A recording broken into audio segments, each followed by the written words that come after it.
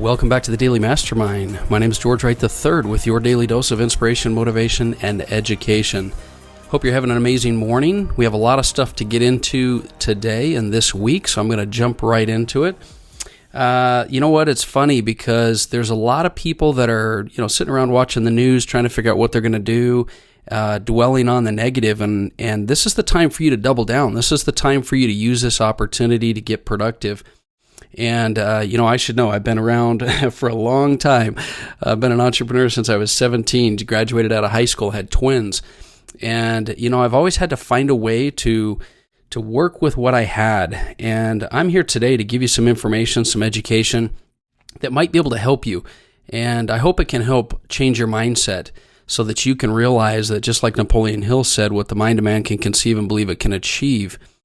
And it's just a matter of getting to work and doing what you need to do. So let's start out with the Daily Mastermind quote of the day. If you haven't downloaded the mobile app, go do it. There's a lot of resources in there for you. It's all free. So the quote of the day is by Jonathan Winters, and it says, "If your ship doesn't come in, swim out to meet it." How about that? Basically, what a great quote. Basically, get it done. Figure out a way. Find a way to do it.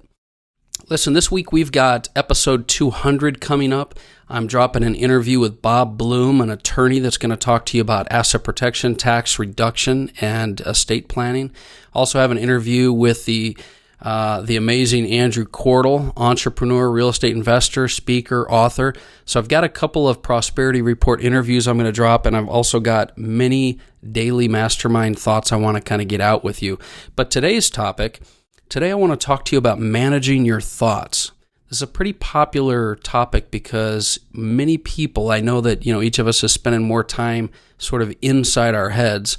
If you were on video, you'd see me doing the quote marks, right? Inside our heads because of all this limited interaction that we have on a daily basis with people due to the COVID-19 virus. But I want to use this time to highlight a favorite book of mine. And I always have people ask me about book ideas. Here's another one. I'm going to use this book as a reference and even a recommendation for this discussion because I highly recommend the book. It's written by Mary J. Lohr, and it's called Managing Thought. And I'm going to try to get her on the podcast here, but the subtitle is Think Differently, Think Powerfully, Achieve New Levels of Success. I think this book will definitely help you accomplish those three goals. And I also agree with the author that the book will help you do things like rethink your path to success, refocus your goals and priorities, reframe your negative thoughts, reignite your creativity, revitalize your energy, restore your sense of purpose, and reclaim your peace of mind. How would that be to have your peace of mind back? This book talks about a process for managing your thoughts, but the first 5 to 6 chapters, which I will read over and over on occasion, they really help me set up the argument that you are not your mind. We've talked about this before on the Daily Mastermind, and it was frankly one of the most listened to episodes ever. Lots of comments, over 100 comments just from people on the website, which I didn't even realize people knew that I had the blog and podcast on the G3 Worldwide website. But I believe this is attributed to the fact that we all, at one point or another, or often, get stuck inside our heads. And I really want to talk about managing your thoughts this week because, I'm just as concerned and aware that most of us don't manage our thoughts. In other words, whether you're being, actively managing your thoughts or not, even if you're not doing it, your life is definitely still being affected. Managing your thought is not just a topic for people who focus on personal development. I believe everyone should be consciously managing their thought because everyone wants to live a life of happiness and fulfillment. And if you don't get proactive, you're going to live a life of misery, stress, anxiety, and depression. So let's discuss this a little bit more using some of the ideas that I've learned in the book. And I'm going to highlight, I always go through and I highlight certain things I really enjoy so it makes it easy for me to go back through the book and grab those thoughts. One of the first thoughts that the author talks about is that now is the only reality that exists. I love this because to influence your life, you must be present. You can only accomplish things in the now. You can't accomplish things next week, tomorrow, back in time.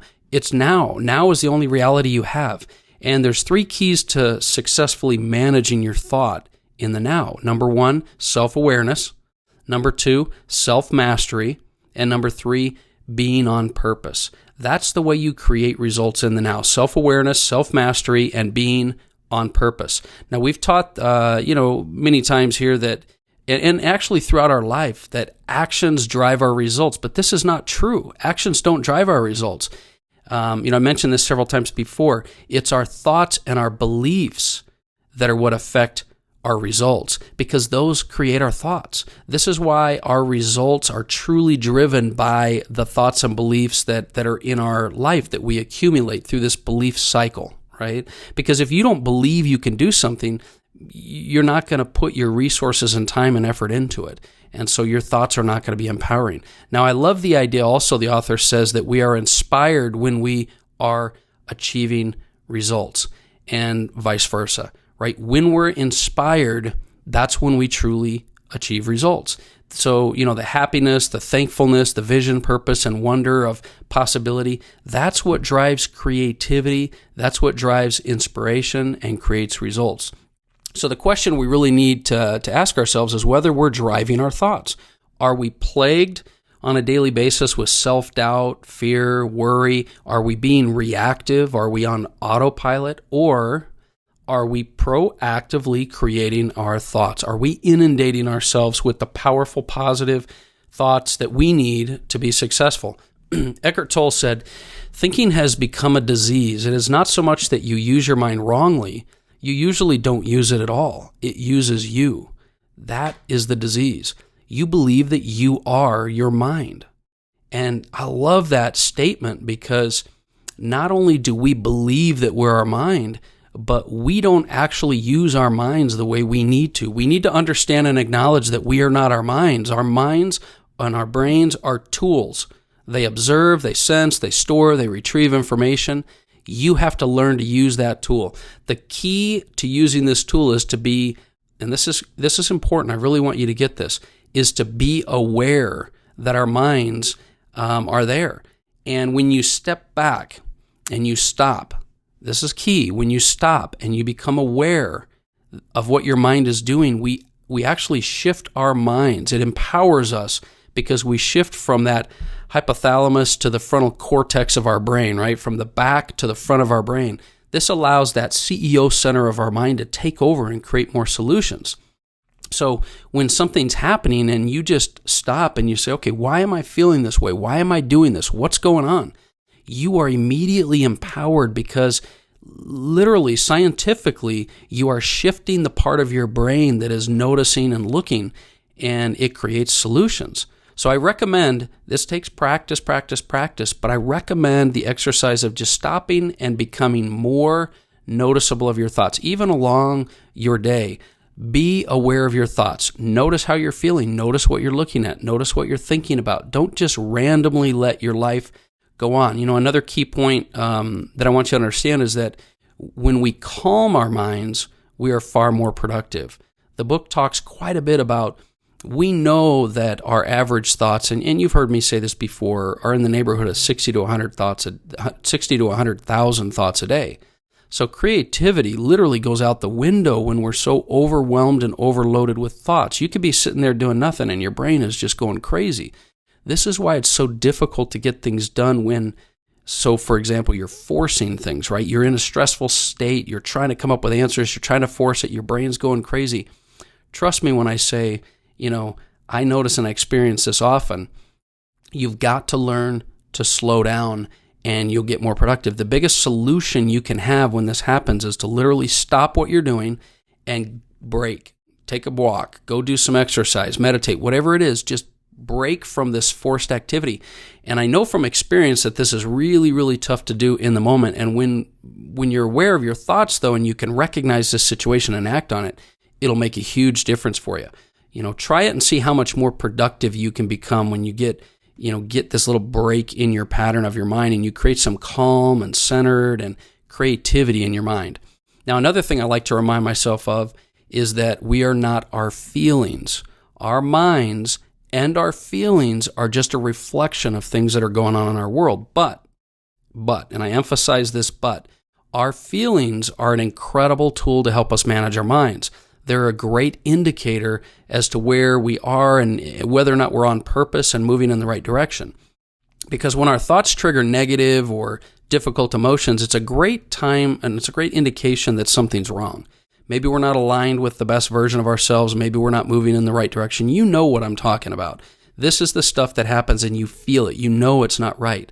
So when this happens, stop and become aware of your emotions. Look at your emotions. See what you're doing. When you take a step back and analyze how you're feeling, it's a very powerful way to take control of the situation. And rather than, let it get the best of you, you can decide what to do.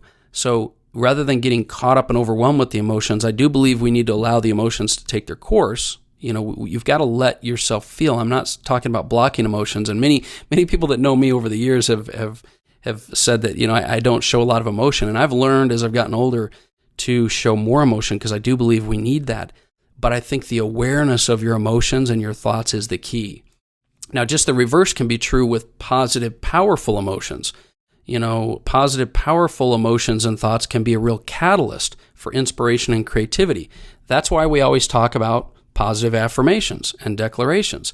This is a way to turn weak thoughts and emotions into powerful, productive, and results-driven thoughts and emotions. Things like love, gratitude, forgiveness are far more powerful than anger, resentment, and blame. Saying things like, I am successful, is better than saying I want to be successful. Saying I should be is not powerful. I choose to be is empowering. Does that make sense? So be aware of your thoughts, your feelings, your emotions, and that awareness itself, just that act of being aware and taking that moment will empower you to create massive change and results in your life. Now, I can't cover everything in the book that I'm referring you to, but this is just an example that I wanted to highlight that the author gives. It's like in chapter 5 or 6 or so. The author refers to the process of managing your thoughts like that of, pruning a tree. In order to really grow a tree or grow a strong tree, you need to start with your purpose, then prune the tree, and then cultivate it daily. And that, most people don't start with purpose, and most people think it's too difficult to prune the tree, and they don't cultivate it on a daily basis. But this is a huge one I've learned over time. Even, T. Harv Eker, one of my mentors, has talked about this concept when he says, the roots create the fruits in your life. Most of us are worried about the fruit. What are we getting? How is it helping us? What are we doing? And we don't realize that the real secret is in nurturing the roots, because the roots are what create the fruits.